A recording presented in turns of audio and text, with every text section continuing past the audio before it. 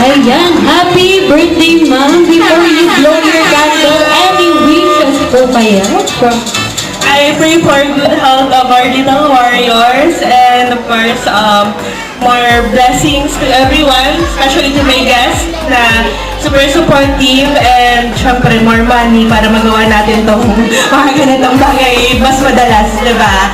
Ayun, so thank you so much po and this is all for you guys. Thank you po.